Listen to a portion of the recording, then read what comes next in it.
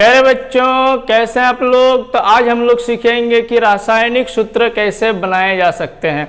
रासायन विज्ञान के लिए देखा जाए तो रासायनिक सूत्र बनाना आपको लिए बहुत ही महत्वपूर्ण होती है तथा साथ ही 8वीं और 9वीं के परीक्षाओं के साथ साथ कुछ कंपटीशन एग्जामिनेशंस में भी रासायनिक सूत्र बनाने के लिए आते हैं। तो आज हम लोग रासायनिक सूत्र बनाने की एकदम आसान विधि से सीखेंगे कि रासायनिक सूत्र कैसे बनाए जा सकते हैं।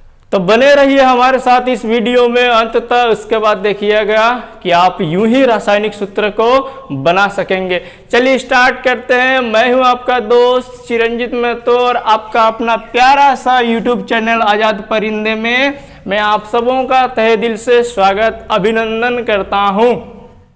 हम लोग सीखेंगे कि आयनिक यौगिकों का सूत्र कैसे बनाया जाता है।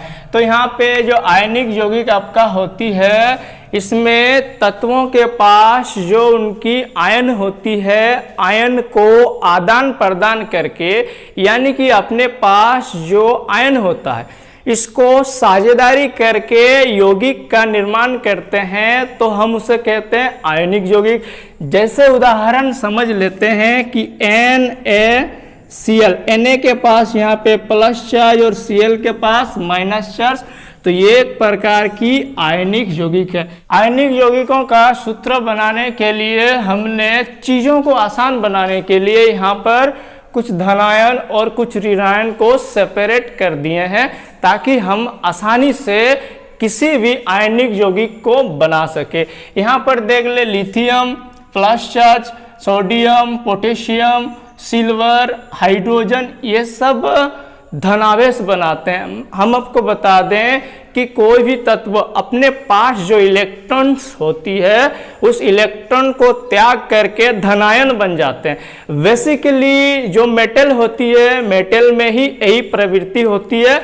अपवाद में आपका हाइड्रोजन है। हाइड्रोजन एक अधातु होते हुए भी ये अपने पास के इलेक्ट्रॉन को त्याग करके धनायन बनाते हैं। अब बेसिकली जो ऋणायन बनाते हैं ये नॉन मेटल सब बनाते हैं, जैसे कि क्लोरीन अपने पास जो रखे इलेक्ट्रॉन्स होती है, जैसे कि क्लोरीन, इसमें क्या होती है कि तत्व को इलेक्ट्रॉन की आवश्यकता होती है, अर्थात ये इलेक्ट्रॉन को ग्रहण करके ऋणायन बन जाते हैं। अब देखते हैं कि इसकी जो सूत्र होती है इसको किस प्रकार बनाया जा सके। तो रासायनिक सूत्र बनाने के लिए किसी आयनिक यौगिक का धनायन और ऋणायन को आपस में जुटना आवश्यक होती है। जो धनायन वाले पक्ष होता है उसे हम बाएं तरफ लिखते हैं और जो ऋणायन होती है इसे दाहिने तरफ लिखा जाता है। अब हम लोग सीधे मुद्दे पे आते हैं कि आयनिक यौगिक का निर्माण कैसे किया जा सकता है। तो यहाँ से लिथियम, जैसे कि आपको बनानी हो लिथियम हाइड्रोक्साइड, तो लिथियम लिख दें यहाँ पे और हाइड्रोक्साइड OH। तो इनकी जो संयोजकता है लिथियम की एक और हाइड्रोक्साइड की, इस बॉक्स में जितना सारा धनायन और ऋणायन है, जो एलिमेंट है, इनकी जो संयोजकता है हमने सेपरेट करके 1 लिखे। इसमें जितनी सारी है इसकी संयोजकता 2 है और इसमें इस बॉक्स के अंदर जितने भी आयन बनाते हैं, जो भी एलिमेंट्स हो, हाँ, उनकी जो संयोजकता है 3 है। चीज़ों को आसान बनाने के लिए हमने ये सब किया। तो आपको बनाना हो लिथियम हाइड्रोक्साइड, तो यहाँ पे लिथियम की जो संयोजकता है 1 है और हाइड्रोक्साइड की संयोजकता 1 है। तो इस तरीके से हम इसको एरो के द्वारा दर्शाते हैं और ये जो प्रोसेस होती है इस प्रोसेस को संयोजकताओं के विनिमय विधि भी कहा जाता है। तो लिथियम हाइड्रोक्साइड का जो सूत्र होगा LiOH।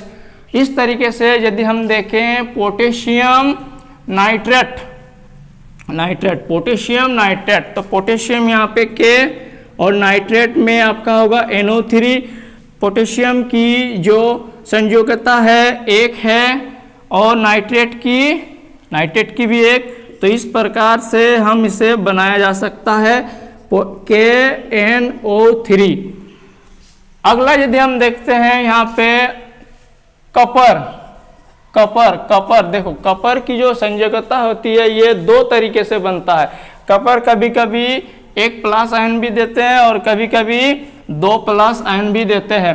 अर्थात कपर में जब इनकी संयोजकता सब कम हो तो हम इसमें अस जोड़ते हैं इसके प्रत्यय में, अर्थात कपर जो है ये बन जाएगा कयूपरस, कयूपरस बन जाएंगे।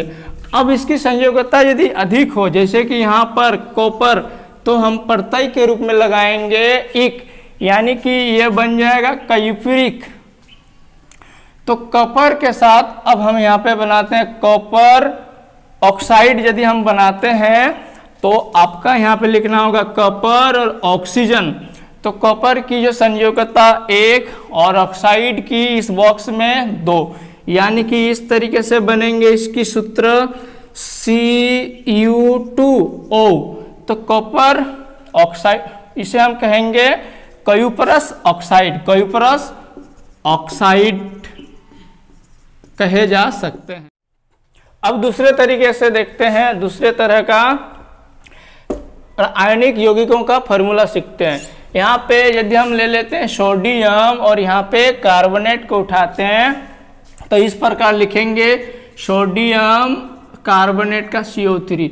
सोडियम की संयोजकता यहाँ पे आपकी 1 और कार्बोनेट की संयोजकता इस बॉक्स में है अर्थात 2। तो इस प्रकार इसे Na2CO3 सोडियम कार्बोनेट, जब इसमें हम जल की 10 अणु जोड़ देते हैं, क्रिस्टलीकरण कर देते हैं, तो ये आपका बन जाता है धावन सोडा का निर्माण होता है।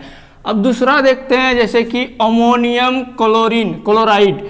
तो अमोनियम क्लोराइड में अमोनिया का होता है आपका NH4, अमोनियम का NH4 और क्लोराइड का Cl, इसमें भी 1 और इसमें भी 1।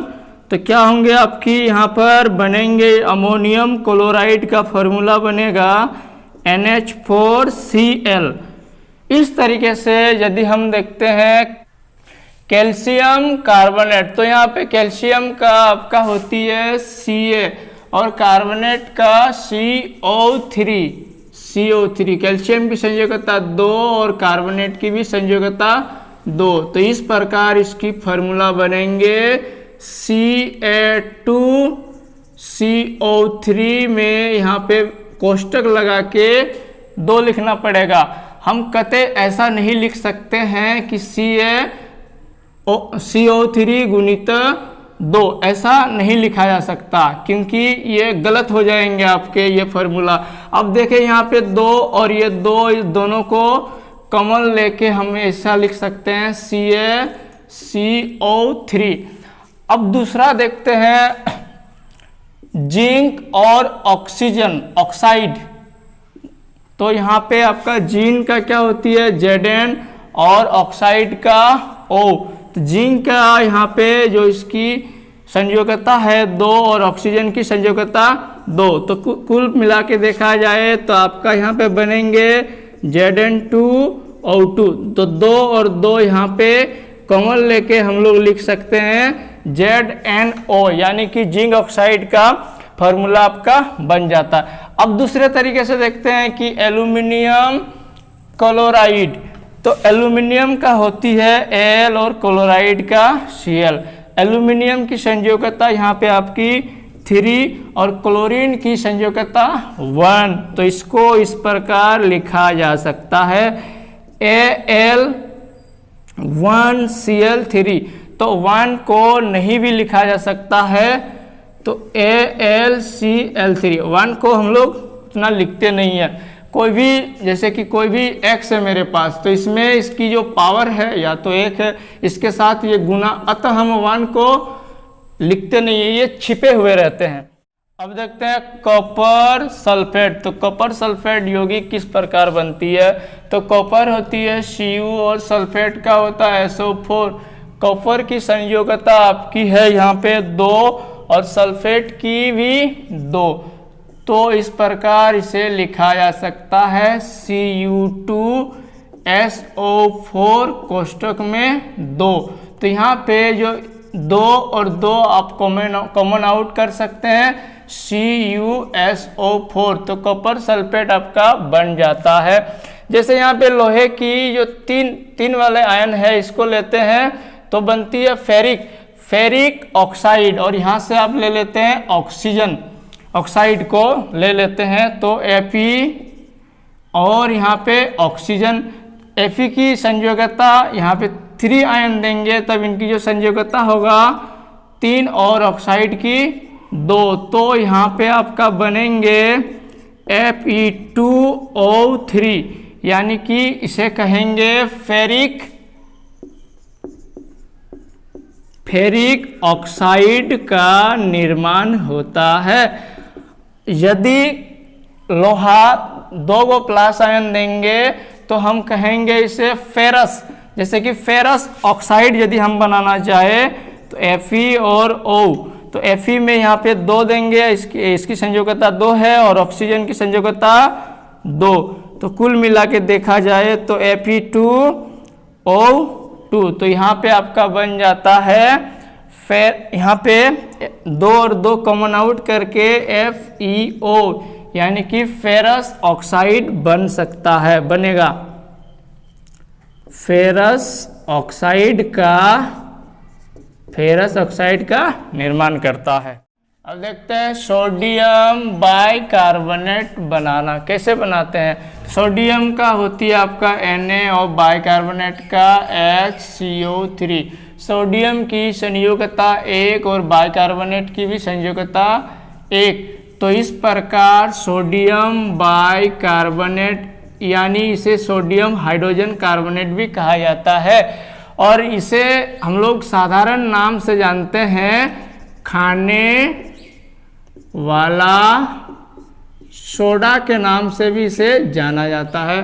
नेक्स्ट यदि हम देखते हैं सिल्वर, और यहाँ से उठा लेते हैं नाइट्रेट, तो Ag सिल्वर का होती है और नाइट्रेट का NO3। सिल्वर की संयोजकता 1 और नाइट्रेट की संयोजकता भी आपकी 1 है, अतः ये इस प्रकार बनेंगे AgNO3, सिल्वर नाइट्रेट का निर्माण होता है। यहाँ पे देखिए मैग्नीशियम, और यहाँ पे उठा ले नाइट्रेट को, तो मैग्नीशियम की होती है Mg और नाइट्रेट की NO3।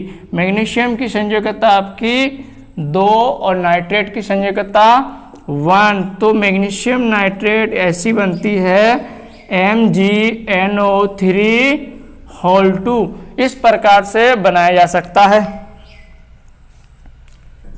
तो इस प्रकार ऐसी तरीके को अपनाते हुए आप किसी भी आयनिक यौगिकों का रासायनिक सूत्र बना सकते हैं। यदि हमारी ये वीडियो आपके लिए उपयोगी हो तो एक लाइक ज़रूर कर दीजिएगा, और हाँ, सब्सक्राइब करना ना भूलें ताकि हमारे आने वाली वीडियो आप तक जल्द से जल्द पहुंच सके। यही आशा और यही उम्मीद के साथ हम आपसे विदा लेते हैं। मिलते हैं किसी दूसरे वीडियो में, तब तक के लिए खुश रहें। Subscribe now and press the bell icon. Never miss an update.